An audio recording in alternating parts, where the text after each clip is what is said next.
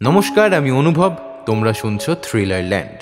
এর আগে তোমরা নিশ্চয়ই শুনেছ অভিক সরকারের কলমে হাড়িকাঠ বড় গল্পের প্রথম পর্ব। এখন তোমাদের জন্য থাকছে হাড়িকাঠ বড় গল্পের দ্বিতীয় তথা অন্তিম পর্ব।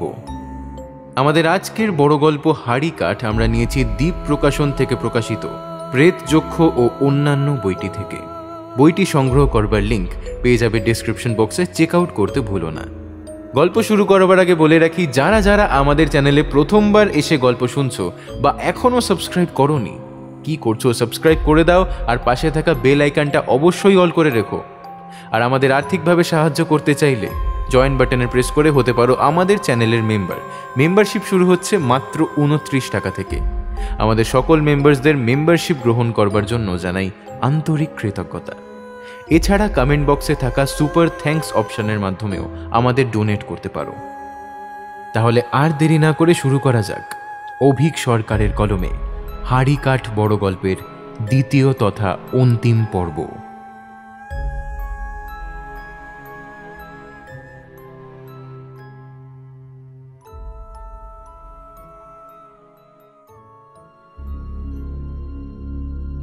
যোগুবাবুদের এত সাবধানতা সত্ত্বেও খবরটা চাপা রাখা গেল না।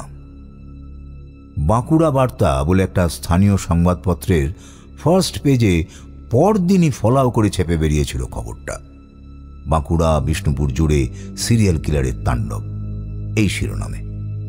সঙ্গে নিচের কলমে একটা ছোট্ট খবর, খোয়া গেছে সনুক পাহাড়ির শতাব্দী প্রাচীন রঙ্কিনী মন্দিরের হাড়িকাঠ, ঘুরে বেড়াচ্ছে অশরীরী আততায়ী। সারা শহর জুড়ে যেন একটা অলিখিত কারফিউ লেগে গেল। চারিদিকে একটা থমথমে ভাব। কেউ অকারণে ঘর থেকে বেরোচ্ছিল না। সন্ধ্যের আগেই সব বাড়ির দরজা জানলা বন্ধ। পাড়ায় পাড়ায় নাইট ওয়াচ চালু হলো।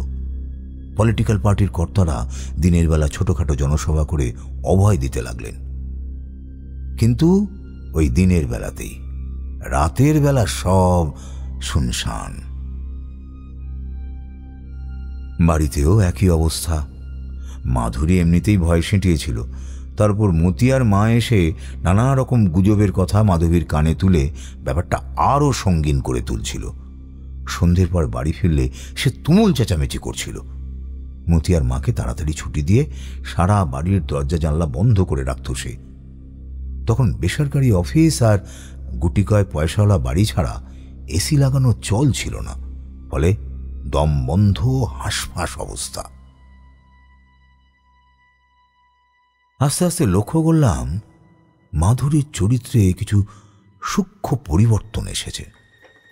হঠাৎ রেগে যাওয়া, কেঁদে ফেলা, হঠাৎ চুপ করে যাওয়া, ভুল বোঝায়, এইসব আর কি। একদিন অকারণে মতিয়ার মায়ের উপর চোটপাট করে বসল, যেখানে বুড়ির কোনো দোষই ছিল না। ভর সন্ধ্যেবেলায় মতিয়ার মা কাঁদতে কাঁদতে চলে গেল। আমার মনটা কেমন যেন উড়াক ডেকে উঠল।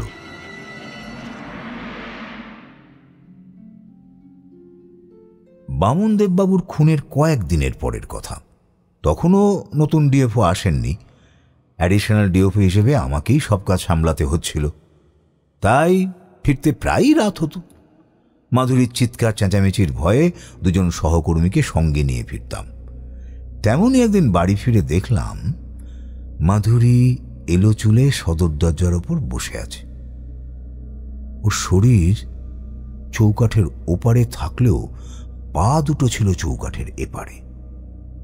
আমি খুব একটা কুসংস্কার মানি না, বিশ্বাস করার প্রশ্নই ওঠে না, কিন্তু সেই দিন এলো চুলে বসে থাকা মাধুরীকে দেখে বুকটা ধক করে উঠল। দ্রুত পায়ে এগিয়ে এসে বললাম, কি মাধুরী, এখানে এইভাবে বসে আছো কেন? শরীর খারাপ লাগছে? মাধুরী ধীরে ধীরে মুখ তুলল। চোখের কোনা লাল, ঠোঁটের কোনায় কষ লেগে, সিঁথিতে সিঁদুর নেই, কোনো প্রসাদন নেই, কেমন একটা উগ্র রুক্ষ রূপ। আমার দিকে তাকিয়ে ঘর ঘরে স্বরে বলল, ও ছাড়া পেয়েছে, ও ছাড়া পেয়েছে, তাই না গো? কে কে ছাড়া পেয়েছে মাধুরী? কার কথা বলছো? আমি জানি ও ছাড়া পেয়েছে, বুঝেছি আমি। ও ডাক শুনেছি আমি। ছায়ের মতো ঘুরে বেড়াচ্ছে, ও ঘুরে বেড়াচ্ছে চারিদিকে। কেন কেন জানো? কেন? ওর রক্ত চাই, অনেক রক্ত।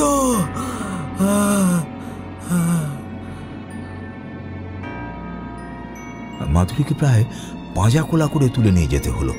মুখটা ধকধক করছিল, মনে হচ্ছিল কি যেন একটা সর্বনাশ আমার উপর ঝাঁপিয়ে পড়বে বলে অপেক্ষা করছে।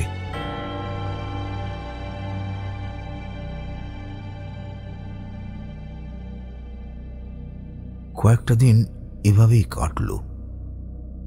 প্রতিবেশিনীদের মধ্যে অনেকেই মাধুরীকে স্নেহ করতেন। তারা পালা করে দেখে যেতে লাগলেন। মতিয়ার মা নিজের মেয়ের মতো আগলে রইল মাধুরীকে। ডাক্তারবাবুর পরামর্শে একজন সাইকিয়াট্রিস্টকে দেখানো হলো। তিনি কিছু নার্ভের ওষুধ দিয়ে বলেছিলেন কোনো কারণে স্নায়ুর উপর হঠাৎ করে চাপ বেড়েছে বলে এই অবস্থা। কাজকর্ম ক্রমে স্বাভাবিক হয়ে এসেছিল। উত্তেজনা থিতিয়ে এলো ক্রমশ। মাঝে মধ্যে যোগুবাবুর বাসায় যেতাম, চা জলখাবার খেতাম। যোগুবাবুর কথা মতো পুলিশ ডিপার্টমেন্ট মনে করছিল শিকারী সতর্ক হয়ে গেছে, পরিস্থিতির ওপর নজর রাখছে। পরিস্থিতি একটু স্বাভাবিক হলেই ফের আঘাত আনতে পারে। সেদিন যে এত তাড়াতাড়ি আসবে তা কে জানত। সেদিন অফিসের কাজ শেষ হয়ে গেছিল বেলাবেলি। বিট অফিসার ভুবন গড়াই বলেছিল ওর জামাইবাবু নাকি গত সপ্তাহে সিঙ্গাপুর থেকে ফেরার সময় ডিউটি ফ্রি শপ থেকে একটা সিভাস রিগাল উঠিয়ে এনে শালাবাবুকে গিফট করেছে। বোতলটার ঘুমটা ও নাকি আমাদের সামনেই খুলতে চায়। বলা বাহুল্য, এসব প্রস্তাবে না বলার মানেই হয় না।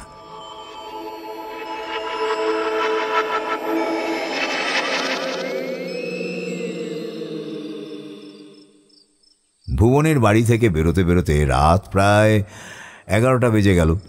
মানব আগেই বেরিয়ে গেছিল। পরদিন সকাল সকাল ওর ট্রেন ধরে দেশের বাড়ি যাওয়ার কথা। আমার অবশ্য তাড়া নেই। অফিস থেকে বাড়ির ল্যান্ডলাইনে ফোন করে মাধুরীকে বলে দিয়েছিলাম যে ফিরতে একটু রাত হবে, ও যেন চিন্তা না করে। রিক্সাটা যেখানে নামালো সেখান থেকে আমার বাড়ি প্রায় 2 কিলোমিটার। ও তো ছাড়া রিক্সাওয়ালা উপরি 5 টাকার লোভেও বাড়ি অবধি আসতে রাজি হচ্ছিল না। অগত্যা আমি ওকে ভাড়া মিটিয়ে একটা সিগারেট ধরিয়ে বাড়ির দিকে রওনা দিলাম।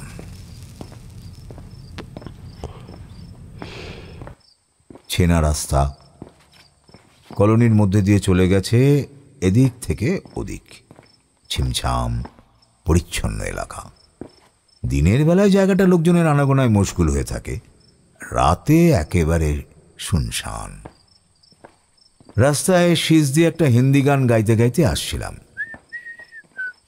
খানিকটা এসে ডান দিকে বেঁকে একটা শর্টকাট নিলাম।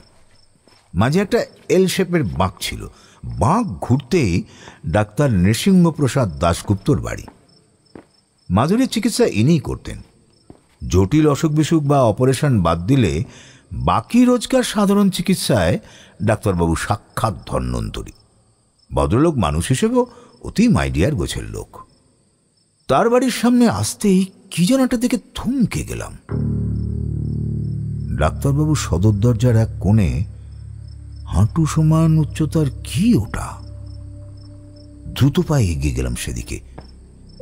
নেশার মধ্যেও কি যেন একটা বুকের মধ্যে টিকটিক করছিল।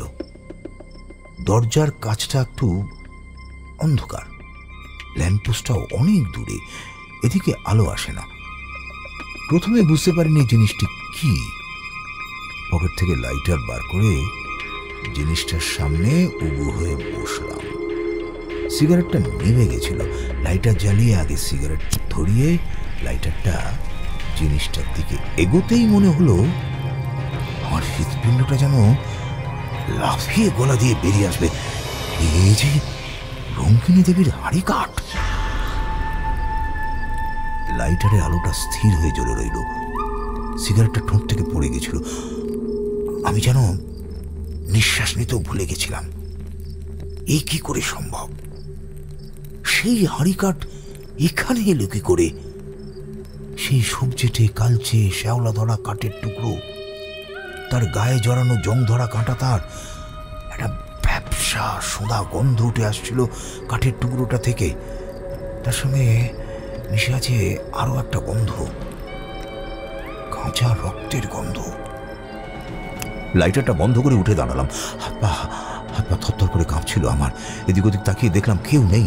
নিজের অজান্তেই চোখ গেল ডাক্তারবাবুর দোতলার বারান্দার দিকে। একটা ছায়া কার্নিশ বেয়ে টিকটিকির মতো উঠে যাচ্ছিল বারান্দার দিকে। কোনো মানুষ যে এইভাবে দেওয়াল বাইতে পারে আমার জানা ছিল না আগে। পা দুটো যেন কে গেঁথে দিয়েছিল আমার মাটিতে। শরীরটা বারান্দায় নামলো। বারান্দার পাশেই ডাক্তারবাবুর শোয়ার ঘর। ধীরে ধীরে একটা সরু কি যেন জানলার পাল্লার ফাঁক দিয়ে ঢুকিয়ে দিল। কট করে একটা ক্ষীণ আওয়াজ এত দূর থেকেও শুনতে পেলাম। পাল্লাটা হাট করে খুলে গেল। শরীরটা নেমে গেল ঘরের মধ্যে। আমার গলা শুকিয়ে কাঠ, সারা গা ঘামে ভিজে যাচ্ছিল। স্পষ্ট দেখতে পাচ্ছিলাম ঘরের মধ্যে নড়াচড়ার আভাস। বুঝতে পারছিলাম সাংঘাতিক একটা কিছু ঘটতে যাচ্ছে, কিন্তু শরীরে শক্তি নেই যে কিছু করব। বুকের ভেতরটা হাঁপুড়ের মতো ওঠানামা করছিল। নজরে পড়ল হাড়িকাঠটা ঠিক ওপরে। সদর দরজার গায়ে একটা কলিং বেল লাগানো না। আর কিছু না ভেবে কলিং বেলটা সজোরে টিপে ধরলাম। একটা তীক্ষ্ণ রিং শব্দ ছড়িয়ে পড়ল বাড়িটার মধ্যে। সেই ছায়া শরীর এক অতিকায় টিকটিকির মতো নেমে কয়েক সেকেন্ডের মধ্যেই সেই ছায়া শরীর দ্রুত বেরিয়ে এলো ঘরের বাইরে। ততক্ষণে দু একটা ঘরে আলো জ্বলে উঠেছে। সেই ছায়া শরীর এক অতিকায় টিকটিকের মতো নেমে আসতে লাগলো দেওয়াল বেয়ে। বাড়ির পেছনে দারোয়ান থাকার আস্তানা, সেখানে টর্চ জ্বলে উঠল। দারোয়ান দেখতে আসছিল এই মধ্যরাত্রে কোনো মরণাপন্ন রোগীর কল এসেছে কিনা ডাক্তারবাবুর কাছে। সর্বনাশের সামনে দাঁড়িয়ে আমার স্নায়ু ম্যাজিকের মতো কাজ করে। আগেও দেখেছি, এখনো তাই হলো। সেই ছায়া শরীর কার্নিস থেকে লাফ দিয়ে মাটিতে নামার সঙ্গে সঙ্গে আমার হাতে পায়ে সার ফিরে এলো। আমি অন্ধের মতো সোজা দৌড়লাম আমার বাড়ির দিকে। ডাক্তারবাবুর বাড়িতে সিরিয়াল কিলারের হানার খবরে শহরে যেন বিদ্যুৎ বয়ে গেল। চারিদিকে চাঞ্চল্য। পুলিশ এসে ডাক্তারবাবুকে আর দারোয়ানকে কয়েক দফা জিজ্ঞাসাবাদ করে গেল। বাঁকুড়া বার্তা তো বটেই, দু চারটে নিউজ পেপার থেকে ডাক্তারবাবুর সাক্ষাৎকার আর ফটো নিয়ে গেল। সেসব ফলাও করে ছাপাও হলো। সাক্ষাৎ মৃত্যুর হাত থেকে বেঁচে ফিরে ডাক্তারবাবু যেন হিরো হয়ে গেলেন। শুধু সেই রাতে কলিং বেল কে বাজিয়েছিল সে রহস্য খোলাসা হলো না।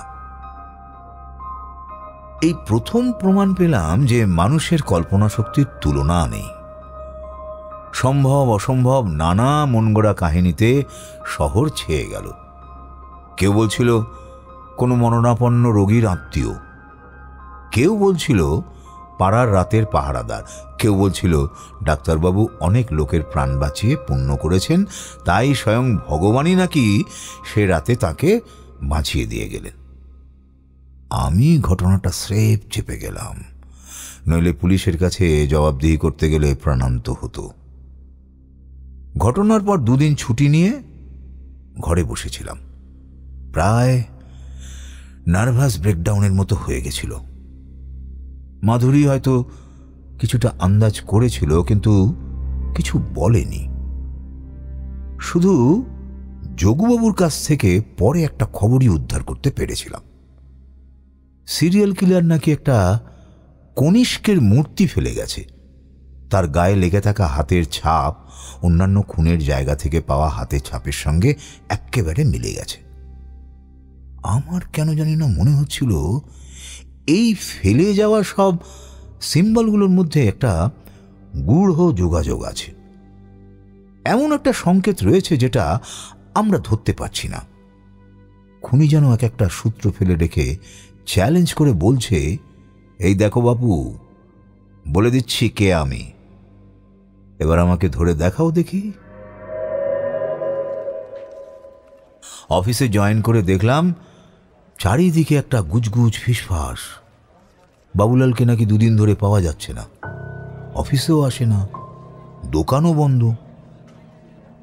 সময়টা এমন যে কোনো ছোটখাটো অসঙ্গতিও মানুষের চোখে বিরাট হয়ে দাঁড়াচ্ছিল। আমি অবশ্য সে নিয়ে মাথা ঘামালাম না। নতুন ডিএফও জয়েন করবেন, তার জন্য চার্জ টেকওভারের ফাইল তৈরি করতে হতো। এদিকে মানব গেছিল দেশের বাড়ি, ওর ঠাকুরদার প্রতিষ্ঠিত স্কুলে নাকি বড় করে রবীন্দ্র জয়ন্তী হয়, সেই সব সামলাতে। ফলে সব ঝক্কি আমার ঘাড়েই। কাজে কর্মে বুঁদ হয়ে গেলাম। কাজ শেষ হতে বিকেল 4টে। বেরোতে যাব এমন সময় মানবের ডেস্কের সামনে আটকা পড়ে গেলাম। ডেস্কের ওপর একটা পাঁজি পড়ে, তার একটা পাতায় একটা পেজ মার্ক। পাঁজিটা তুলে নিলাম, পেজ মার্ক খুলে দেখলাম 25শে বৈশাখের ডেটে পেজ মার্ক মোজা। অন্যমনস্ক ছিলাম, তাই পেজ মার্কটা যথাস্থানে না গুঁজে পকেটে নিয়ে নিলাম। বাড়ি যাওয়ার পথে বাজারে গেছিলাম ওই সাংসারিক কেনাকাটা করতে। দেখি বাবুলাল দোকান খুলেছে। কে বাবুলাল, 2 দিন ছিলে কোথায়? হ্যাঁ, এদিকে শহরে যে ধুন্ধুমার কাণ্ড, খবর রাখো কিছু? আর বলবেন নি বাবু, বাড়ির ডাব গাছ থেকে ডাব পাড়তে গিয়ে পাটা মচকি ছিল, চুন হলুদ লাগিয়ে শুয়েছিলাম 2 দিন। এই এখন একটু ঠিক হয়েছে বলে দোকান খুলতে আইছি। খবর পেয়েছি সবই, কি আর বলবো বলুন, সাবধানে থাকতে হবে, এই আর কি। বাবুলালের পায়ের দিকে তাকিয়ে হঠাৎ করে মাথায় যেন একটা বিদ্যুৎ খেলে গেল। বাড়ি এসে মারুতিটা বার করলাম। মাথার মধ্যে একটা অস্বস্তি টিকটিক করছে। গৌতম মণ্ডল বাঁকুড়া জেলা স্কুলে ইতিহাস পড়ান, অতি অমায়িক লোক, স্থানীয় ইতিহাস, বিশেষ করে বাঁকুড়ার পুরাকীর্তি বিষয়ে বিশেষজ্ঞ। একটা সরকারি অনুষ্ঠানে আলাপ হয়েছিল। হঠাৎ করে তাঁর বাড়িতে উপস্থিত হওয়াতে অবাক হলেন বটে, তবে আপ্যায়নের ত্রুটি রইল না। আমি সরাসরি কাজের কথায় চলে গেলাম। গৌতমবাবু, এই অঞ্চলে কখনো কোনো রঙ্কিনী দেবীর মন্দির ছিল? দেখুন, রঙ্কিনী দেবীর মিথ তো ঝাড়খণ্ড থেকে মেদিনীপুর এই বিস্তীর্ণ অঞ্চলে ছড়িয়ে আছে। বাঁকুড়ায়ও একটা থাকলে খুব একটা অবাক হতাম না। তবে বাঁকুড়া শহর বা তার আশেপাশে রঙ্কিনী দেবীর কোনো পুরনো মূর্তি বা দেউলের খোঁজ অন্তত আমার জানা নেই। এখানে নয়, ধরুন আর একটু দূরে, ওই সুনুক পাহাড়ের দিকে, মানে ওখানকার জমিদার বাড়ির প্রতিষ্ঠিত মূর্তি। সুনুক পাহাড়িতে জমিদারি? সেখানে তো ঘন জঙ্গল ছিল এই সেদিনও। ওখান থেকে কতবার হাতির দল নেমে এসেছে বাঁকুড়া টাউনে। কবেকার কথা বলছেন বলুন তো? ধরুন ব্রিটিশ পিরিয়ডে। ব্রিটিশ পিরিয়ডে সুনুক পাহাড়িতে জমিদারি? এসব গালগপ্প কে শোনালো বলুন তো আপনাকে? বাবুলালের গল্পটা পুরো শোনালাম ওকে। অবশ্যই নামটা উজ্জ রেখে মাথা নাড়লেন গৌতমবাবু। অসম্ভব, সেই সময় ওখানে মানুষের বসতি, তার উপর জমিদারি? না মশাই, আপনার বন্ধু আপনার সাথে একটা প্র্যাঙ্কি করেছে, এ বিষয়ে আমি নিশ্চিত।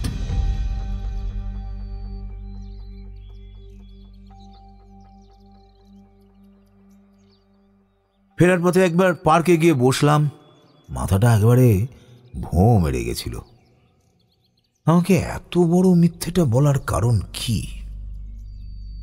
রামশঙ্কর বাবুর খুনের দিন অত সকালে বাবুলাল জানল কি করে খুনের ব্যাপারে?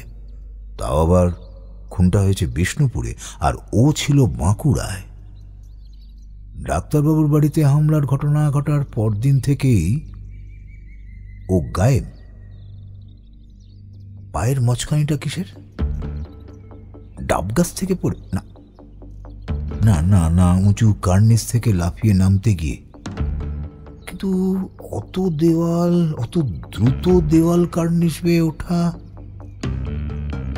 কথাটা মাথায় আসতেই বিদ্যুৎ চমকের মতো একটা কথা মনে পড়ে গেল। চায়ের দোকান খোলার আগে বাবুলাল কিসে চাকরি করতো? সার্কাসে না?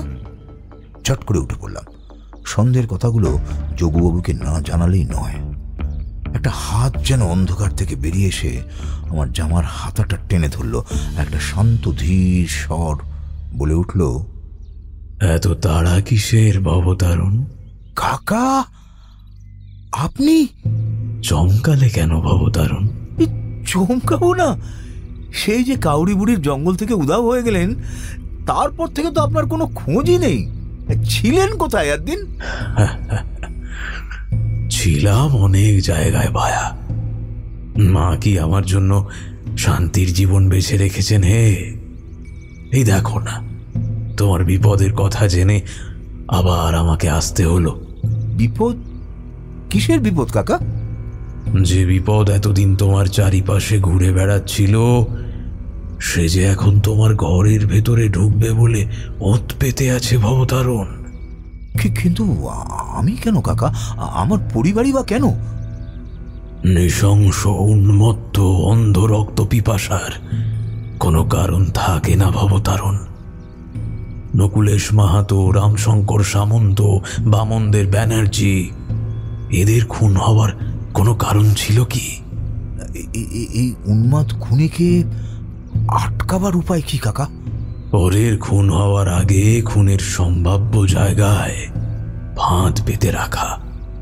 মনে মনে ভাবলাম, যে খুনের কোনো প্যাটার্ন নেই, কার উপর কবে আক্রমণ নেমে আসবে বোঝা যাচ্ছে না, সেখানে পরের খুন কবে কোথায় হবে তা বুঝবো কি করে? কাকা আমার মনের কথাটা কিভাবে যেন ধরে ফেললেন। তুমি না সায়েন্সের স্টুডেন্ট ছিলে ভবতারণ?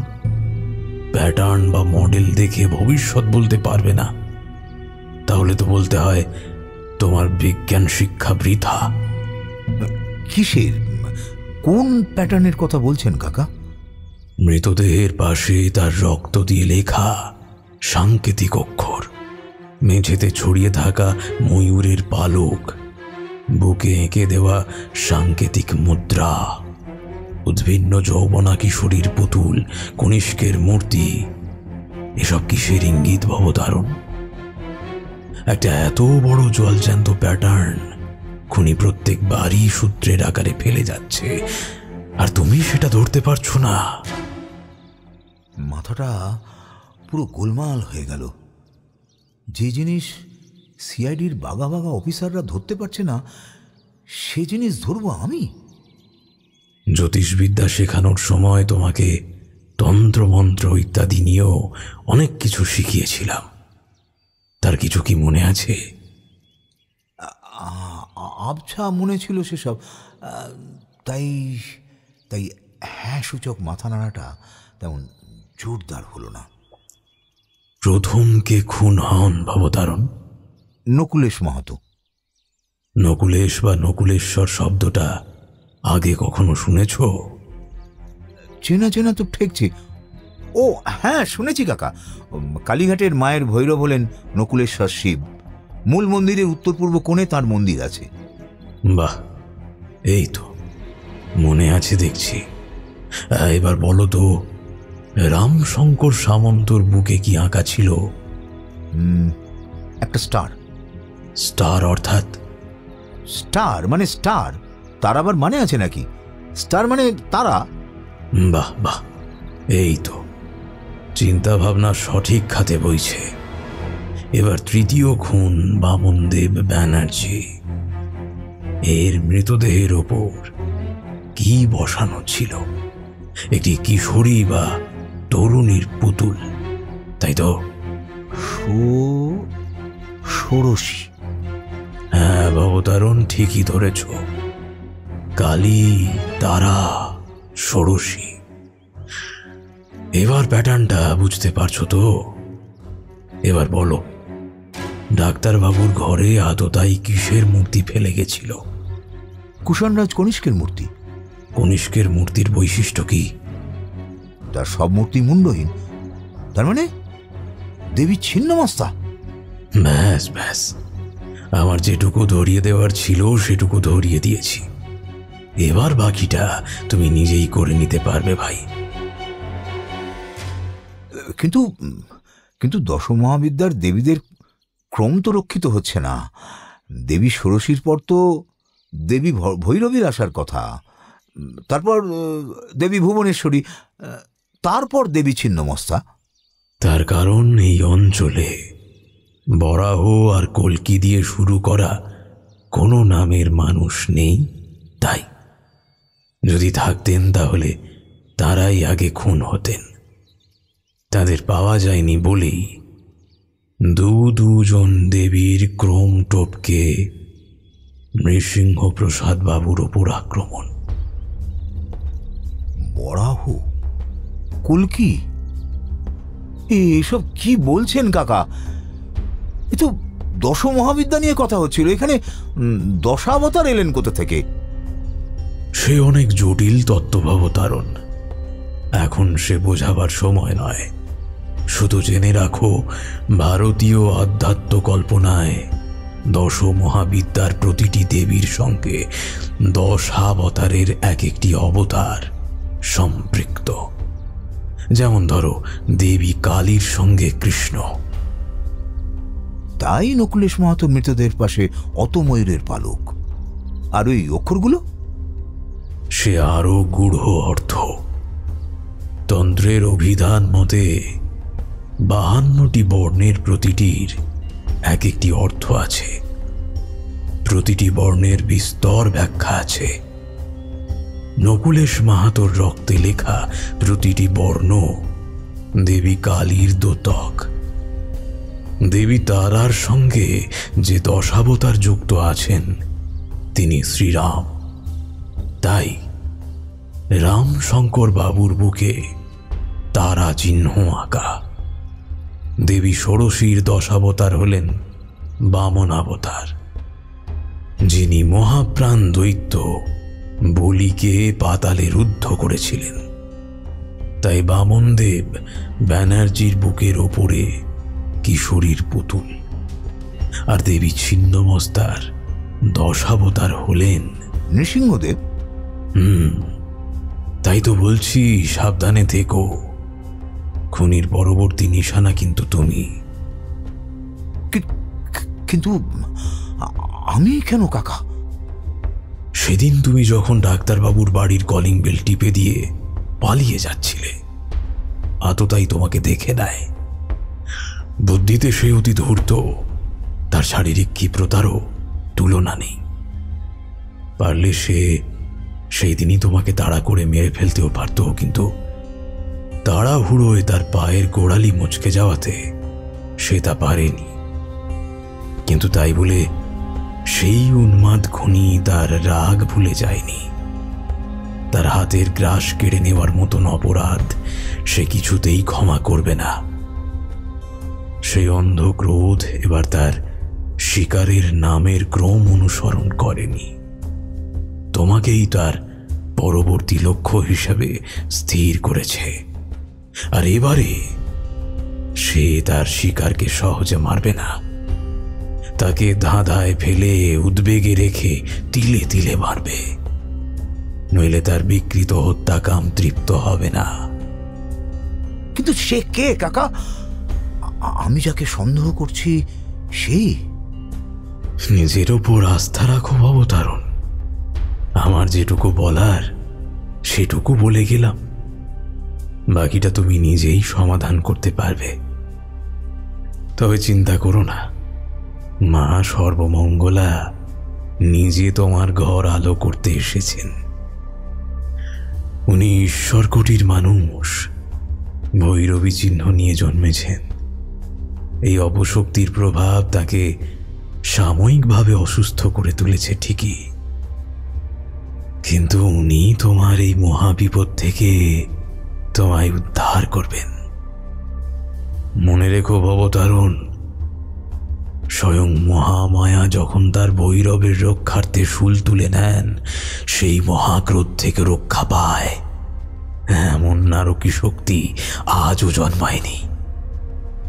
তার উপর ভরসা রেখো ভবতারণ, তার উপর ভরসা রেখো। ঘুম ভেঙে হাঁপাতে হাঁপাতে উঠে বসলাম। বাপরে, কি ভয়ানক স্বপ্ন! গেঞ্জি ভিজে গেছে চপচপে ঘামে, বুকটা ধরফর করছিল। উঠে ঘাড়ে মাথায় একটু জল দিয়ে এসে বারান্দায় আরাম কেদারাটায় বসলাম।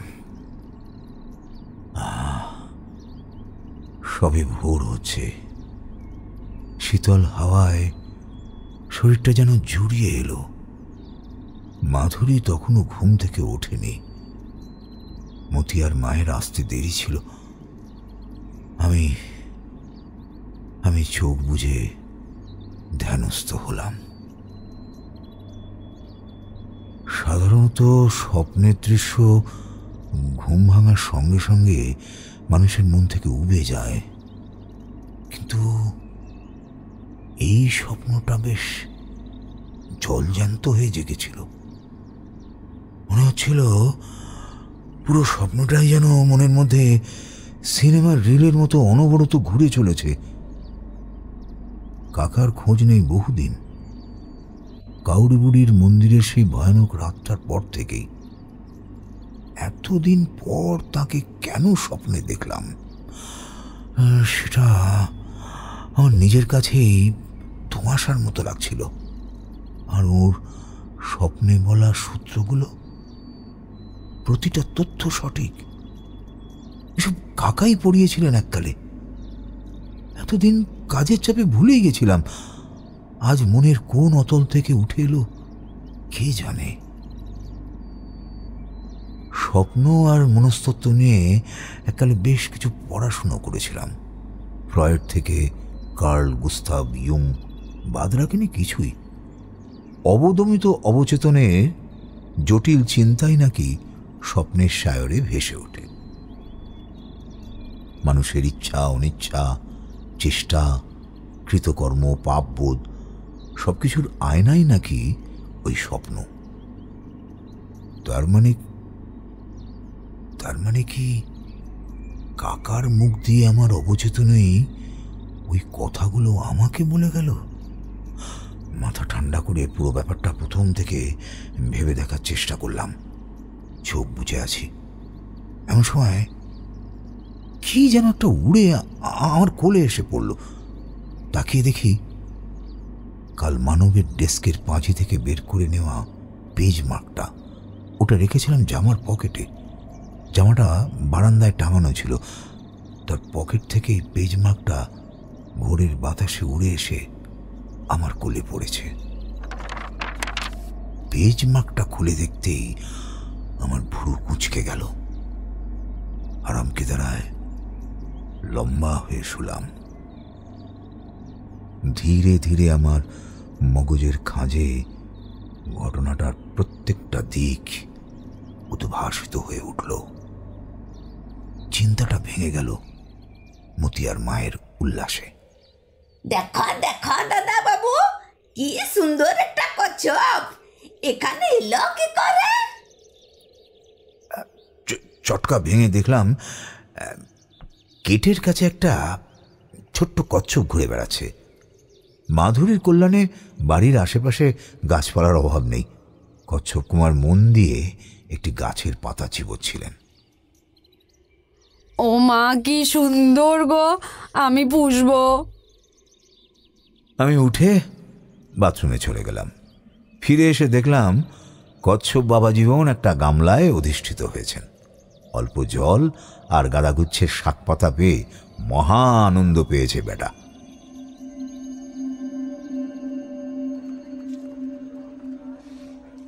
কাজে যেতে একটু দেরি হলো। গিয়ে দেখি একবার হুলুস্থুলু কাণ্ড। নতুন ডিএফও সাহেবের আশাতে কিছু দেরি ছিল, কিন্তু তাকে নাকি আজই উপস্থিত হতে বলা হয়েছে। ভদ্রলোক জাতে বিহারি, নাম পরশুরাম চৌবে। নামটা শোনা অবধি মনের মধ্যে একটা কাঁটা খচখচ করছিল। যতদূর জানি দেবী মাতঙ্গীর সঙ্গে সম্পৃক্ত দশাবতারটি হচ্ছেন পরশুরাম। একেই আসতে হলো। মাথা গুঁজে কাজ করছিলাম নতুন বড় সাহেবের জন্য ফাইল রেডি করব বলে।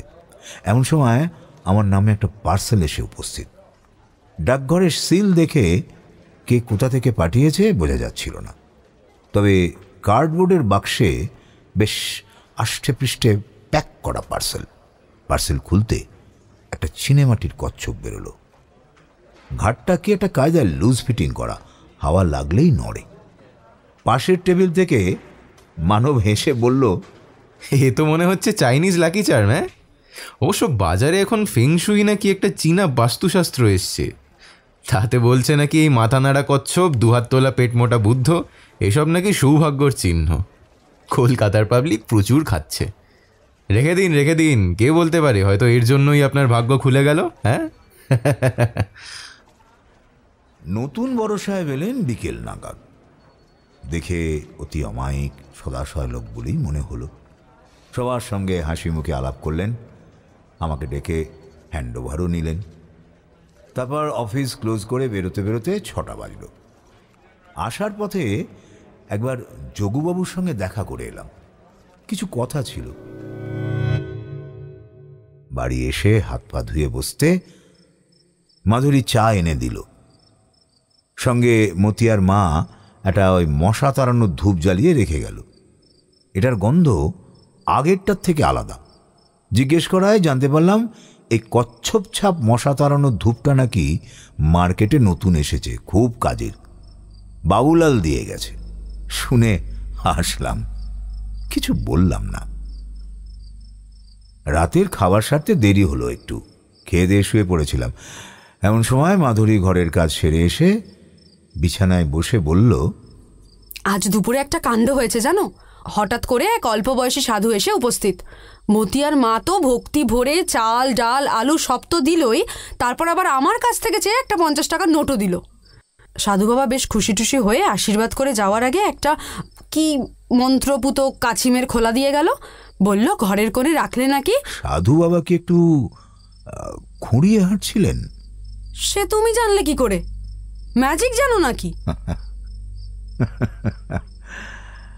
অল্প হাসলাম, কিছু বললাম না। মাধুরী বিরক্ত হয়ে আলো নিভিয়ে ওপাশ ফিরে ঘুমিয়ে পড়ল। আমি চোখ খুলে জেগে রইলাম। আমার ধারণা যদি ঠিক হয় তাহলে আজ রাতেই। ভাবতে ভাবতে কখন ঘুমিয়ে পড়েছি জানি না। হঠাৎ যখন ঘুমটা ভাঙল মনে হলো দূরে কোথায় যেন একটা ঠক ঠক আওয়াজ শুনতে পাচ্ছি।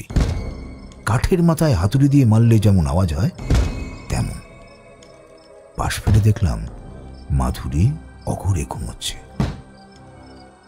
একটা লাঠি এনে রেখেছিলাম খাটের তলায়, সেইটে হাতে নিয়ে চুপি সারে বাইরে বেরিয়ে এলাম।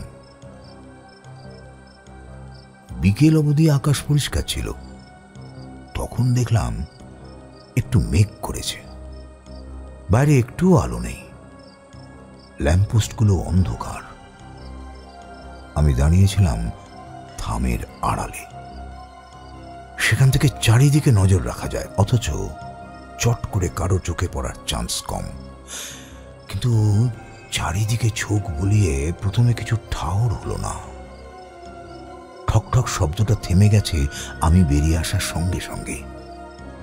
এখন চারিদিক একদম নিশ্চুপ, নিঝুম।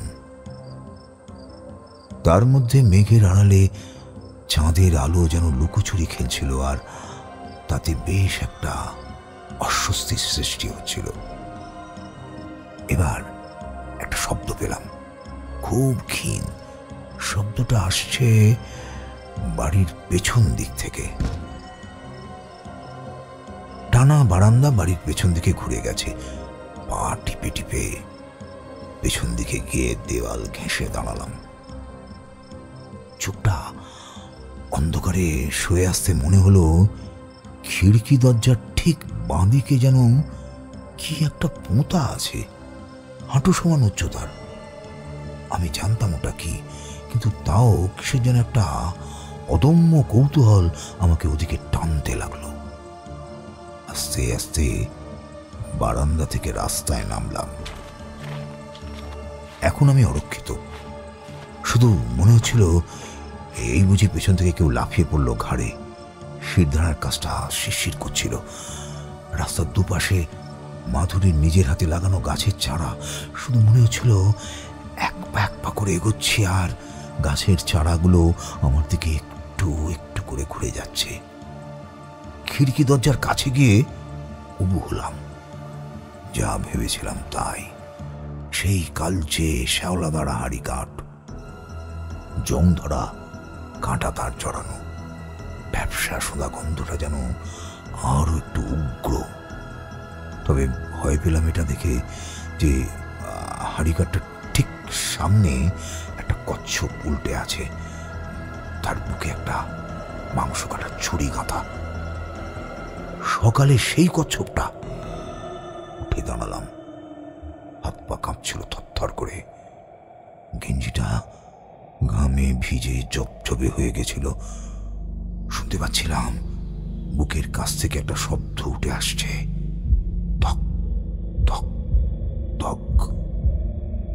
খিড়কি দরজাটা ধরে উঠে দাঁড়ালাম কোনো মতে। হাঁটু দুটোয় জোর কমে এসেছে, কেমন যেন মনে হচ্ছিল এক্ষুনি পড়ে যাব। চারিদিকটা একবার ধীরে ধীরে দেখে নিতে থাকলাম। এই সময়টা যে আসবে জানতাম, তার জন্য মানসিকভাবে প্রস্তুত নিয়েছিলাম, কিন্তু কিন্তু তার ভয়াবহতা সম্বন্ধে যদি বিন্দুমাত্র ধারণা থাকতো তাহলে। দৃষ্টিটা বাড়ির দিকে ঘোরার সঙ্গে সঙ্গে আটকে গেল।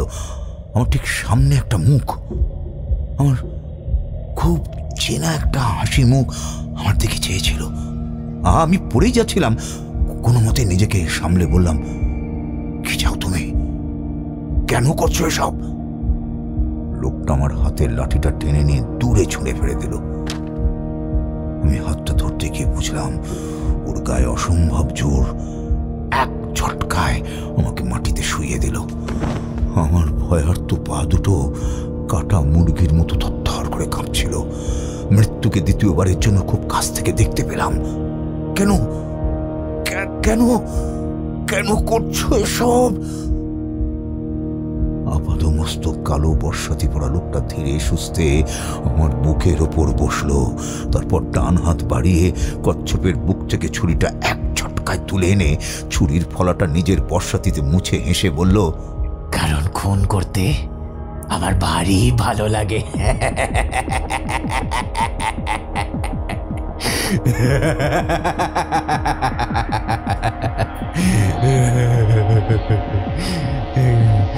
তার মানে আগের খুনগুলো? হ্যাঁ, আমি করেছি।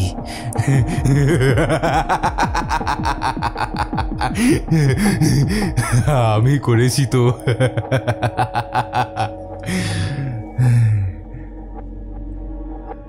লোকটার দিকে তাকিয়ে আমার চোখ কেমন যেন ধাঁধা লেগে গেল।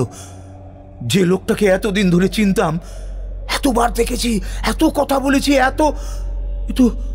এ তো সে লোক নয়। শরীরে রক্ত মাংসে সে একই মানুষ হতে পারে বটে, কিন্তু সেই মুহূর্তে তার পেশির উগ্রতায়, তার চোখের বন্যতায়, তার চিবুকের কাঠিন্যে যে হৃদংসা ফুটে উঠেছে তার তুলনা নেই। ভয় পেলেন নাকি?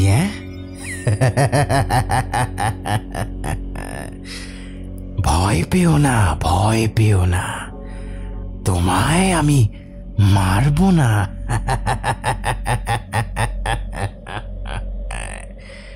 তোমায় তো মারবো না। বলতে বলতে ছুরিটা দুই হাতে উঁচু করে তুলে ধরল সে। আমার গলা থেকে একটা চিৎকার বেরিয়ে এলো। চোখের সামনে উঁচিয়ে আছে সাক্ষাৎ মৃত্যুর ফনা। আর কয়েক সেকেন্ড, আর তারপরে ওই মাংস কাটার ছুরিটা লুকিতে যাবে আমার বুকে। আমার ঘর, সংসার, পরিবার, স্বপ্ন, বেঁচে থাকা ছটফটানি সব নিমেষে বুদবুদের মতো মিশে যাবে। আমি ব্যর্থ আতঙ্কের চোখে চেয়ে রইলাম সেই সিরিয়াল কিলারের দিকে। ছুরিটা সবেগে নেমে আসছে ঘাতক নিয়তির মতো। আর হয়তো 2 সেকেন্ড চোখ বুজে ফেললাম, কিন্তু পরক্ষণেই চোখটা খুলতে হলো একটা আর্তনাদের শব্দে। সঙ্গে আমার মুখে ছিটকে এলো গরম তরলের ছিটে ফোঁটা। চোখ খুলে দেখলাম আততায়ী তার বাঁ হাত দিয়ে ডান হাতটা চেপে ধরে চিৎকার করে উঠেছে। ছুরিটা পড়ে এক পাশে, আর তার মাথার ঠিক পেছনে আরো একটা ছায়ামূর্তি। আর সেই ছায়ামূর্তির হাতে একটা কাটারি। সেই কাটারির আঘাত নেমে এসেছিল আততায়ীর উদ্যত হাতের ওপর। তার কাটা আঙুল তখনও পড়ে আমার মাথার কাছে। অন্ধকারের মধ্যে মাধুরীর উন্মত্ত হিস হিসে স্বর ভেসে এলো, শয়তান, তোর এত বড় সাহস, তুই ওর ওপর হাত তুলেছিস? আজ দেখ তোর কি করিস। কাটারি ধরা হাতটা আততায়ীর গলার ওপর নেমে আসার আগেই আরো একটা বলিষ্ঠ হাত মাধুরীর হাত ধরে ফেলল। যোগুবাবুর শান্ত অথচ দৃঢ় স্বর ভেসে এলো, ছেড়ে দাও বৌমা, ভবতারণের কিছু হতো না। আমরা জানতাম যে আজও আসবে, তাই আমরাও তৈরিই ছিলাম। তবে হঠাৎ করে যে তুমি স্বয়ং চণ্ডীরূপ ধারণ করবে সে আমরাও ভাবতে পারিনি। এবার বাকিটা আমাদের সামলাতে দাও। চারিদিকে গাছের মাথা থেকে ফ্লাড লাইট জ্বলে উঠল। সেই আলোতে দেখলাম মাধুরীর বড় বড় চোখে উন্মত্ত ক্রোধের ছায়া। তার মাথার সিঁদুর ঘেঁটে গেছে সারা কপাল জুড়ে। চুল এলোমেলো, শাড়ির আঁচল কোমরে গোঁজা। বাঁ হাতে সে আততায়ীর চুলের মুঠি ধরেছিল, আর ডান হাতে কাটারি। অসহ্য আবেগে, অন্ধ ক্রোধে তার সারা শরীর কাঁপছিল। আমি লাফিয়ে উঠে মাধুরীকে জড়িয়ে ধরলাম। আমার দিকে একবার পূর্ণ দৃষ্টিতে তাকিয়ে মূর্ছা গেল। আততায়ী তখনও ডান হাত চেপে ধরে কাতরাচ্ছিল। যোগুবাবু তার পাশে বসে চুপচুপ করে বললেন, বিশ্বাস করুন মণ্ডল স্যার, আমরা আপনাকে সম্পূর্ণ অক্ষত শরীরে ধরার প্ল্যানই করেছিলাম, কিন্তু স্বয়ং মহামায়া খড়গ হস্তে অসুর নিধনে নেমে আসবেন সেইটাই আমাদের হিসেবের বাইরে। কি আর করা যাবে বলুন? ভাগ্যের লিখন বলেই না হয় মেনে নিন আপাতত। আমার চোখের সামনে তখন মাটিতে শুয়ে কাতরাচ্ছিল বিট অফিসার মানব মণ্ডল। ও তখন আর আমার সহকর্মী নয়, একজন নৃশংস সিরিয়াল কিলার মাত্র।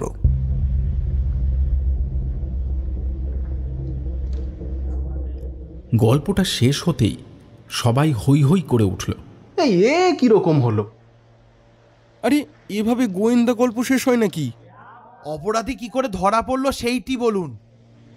কেন, অপরাধীকে সে তো বলেই দিলুম, আর গোয়েন্দা গল্প কিভাবে শেষ হয় শুনি? ওভাবে হয় না স্যার। সব রহস্য গল্পের শেষে ডিটেকটিভ একটা গোল টেবিল বৈঠক ডাকেন। সেখানে কালপ্রিট শুদ্ধ সবাইকে ডাকা হয়। তারপর এক এক করে পেঁয়াজের খোসা ছাড়াবার মতো করে রহস্যের এক একটা উন্মোচন করে শেষে দোষীকে পাকড়াও করা হয়। এখানে তা হলো কই? কেন, আর দোষীকে পাকড়াও করা হলো তো। কিন্তু সেই যে দোষী সেটা তো গল্পের মধ্যেই সূত্র দিয়ে বোঝানো থাকবে। তারপর সেগুলো যখন যুক্তি দিয়ে কানেক্ট করে বোঝানো হবে তখনই তো আসল মজা। এটা কোনো গল্প লিখিয়ের মন গড়া আজগুবি কাহিনী নয় বংশী, সত্যি ঘটনা। এখানে ওসব ঘটবে ভাবলে কি করে? আহা, তা নয়, কিন্তু কি করে লোকটা ধরা পড়লো, মানে যদি তার কিছু সূত্র। আরে সূত্র তো গল্পের মধ্যেই বলে দিলাম, তোমরা সেটা এখনো ধরতে পারোনি। ওহো, কচ্ছপের ব্যাপারটা বুঝেছো আশা করি। কচ্ছপটাকে বাগানে মানবী ছেড়ে গেছিল। শুধু তাই নয়, চাইনিজ কচ্ছপের প্যাকেটটা পাঠানো ওরই কীর্তি। মাধুরীকে আশীর্বাদ করে যাওয়া সাধু বাবা ওই ছিল। কচ্ছপ মানে কুর্ম। কুর্ম অবতারের সঙ্গে সম্পৃক্ত দশমহাবিদ্যা হচ্ছেন দেবী বগলামুখী। সেই বছর ওই দিন মানে 8ই মে শুধু রবীন্দ্র জয়ন্তী ছিল না, দেবী বগলামুখী পুজোর দিনও ছিল বটে। সেই জন্যেই মানব দেশের বাড়ি যাওয়ার ছুটি নিয়েছিল। বলা বাহুল্য, মেদিনীপুরে যাওয়ার কথাটা ভাঁওতা, আসলেও অ্যালিবাই বানাচ্ছিল। এর আগে দরকার হয়নি, কিন্তু এবারে ও সতর্ক হয়ে যায়। প্ল্যান ছিল খুনটা সেরে ভোরের ট্রেন ধরবে, কিন্তু মানব একটাই ভুল করেছিল, পাঁজির মধ্যে ওর টিকিটটা ফেলে যায়। ভাগ্যক্রমে সেইটা আমার হাতে এসে যায়। যেদিনকার টিকিট, ও নাকি তার আগের দিন মেদিনীপুর চলে গেছে। ব্যাপারটা নিয়ে খটকা লাগতে একটু ভেবে দেখতেই পুরো ব্যাপারটা পরিষ্কার হয়ে যায়। কিন্তু বাবুলালের ওই রঙ্কিনী দেবীর হাড়িকাঠ, ওটার কি হলো? পুরোটাই গাল গল্প, মানবের মাস্টার প্ল্যান। মানবী টাকা খাইয়ে বাবুলালকে এই কাজে লাগায়। প্ল্যান ছিল লোকজনকে ডেকে ওই হাড়িকাঠটা দেখিয়ে লোকমুখে ওটা প্রচার করা, যাতে সিরিয়াল কিলিং ব্যাপারটার মধ্যে একটা অলৌকিক ব্যাপার ঢুকে যায়। তাতে লোকে আরও ভয় পাবে। আমাদের বা বামনদেববাবু আর বাকিদের ডেকে দেখানোটাও ওই প্ল্যানেরই অন্তর্গত। পরে বাবুলালকেও ধরা হয়। বাবুলাল স্বীকার করে যে মানবী ওকে একটা বেয়াড়া মজা করার লোভ দেখিয়ে টাকা দিয়ে ওই ঢিপিতে একটা পুরনো হাড়িকাঠ পুঁতে রাখতে বলে। বাবুলাল প্রথমে টাকার লোভে আর মজা পেয়ে এতে যোগ দিয়েছিল। পরে খুনের জায়গায় হাড়িকাঠ পুঁতে রাখার গর্তের খোঁজ পাওয়া যাচ্ছে শুনে ও ভয় পেয়ে যায়, তাই দুদিন লুকিয়েছিল। আর অমন টিকটিকির মতো দেয়াল বেয়ে ওঠা? হ্যাঁ, মানব যে চাকরি পেয়েছিল স্পোর্টস কোটায় সেটা জানতাম, শুধু যেটা জানতাম না সেটা হলো মানব কোন স্পোর্টসের কোটায় চাকরি পেয়েছিল। পরে জেনেছি জিমন্যাস্টিক্স। তো বিচারে শেষমেশ কি হলো? মানব মণ্ডলের ফাঁসি হয়, বাবুলাল প্রমাণাভাবে ছাড়া পেয়ে যায়। আমরাও বাঁকুড়া ছেড়ে চলে আসি তার পরপরই। তারপর আর তল্লাটের খবর রাখিনি, তবে শেষ খবর যেটা পেয়েছিলাম সেটা কাঁপিয়ে দেওয়ার মতো। সেটা কি চাটুর্যমশাই? আমরা চলে আসার মাসখানেকের মধ্যে পরশুরাম চৌবে তার ঘরের মধ্যে খুন হন। তাঁর মৃতদেহের ওপর নাকি আড়াআড়ি করে একটা পুরনো বীণা রাখা ছিল, দেবী মাতঙ্গীর আধান। আর তার ঘরের বাইরে দরজার ঠিক কাছে একটা ছোট গর্তর মতো ছিল। কি যেন একটা পুঁতে ফের তুলে নিয়ে যাওয়া হয়েছে। খুব বড় কিছু নয়, হতে পারে একটা উইকেট বা একটা ছাগল বাঁধার খুঁটি বা একটা মোটা গাছের ডাল বা একটা হাড়িকাঠ।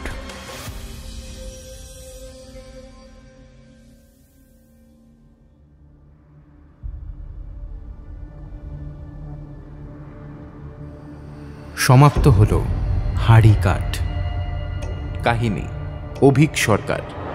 কথকের চরিত্রে ছিল রণদীপ, ভবতারণ চাটুর্যের চরিত্রে ছিলেন শঙ্করী প্রসাদ মিত্র, বিশুর চরিত্রে ছিল আসঞ্জন, শিবুর চরিত্রে ছিল আকাশ, বংশীর চরিত্রে ছিল রক্তিম, গদাইয়ের চরিত্রে ছিল ঋদ্ধি, বাবুলাল মান্ডির চরিত্রে ছিল তমাল, মাধুরীর চরিত্রে ছিল রিয়া, যোগুবাবুর চরিত্রে ছিল ইন্দ্রনীল, মানব মণ্ডলের চরিত্রে ছিলাম আমি অনুভব, গৌতম মণ্ডলের চরিত্রে ছিল শঙ্খ এবং কাকার চরিত্রে ছিল কৌশিক।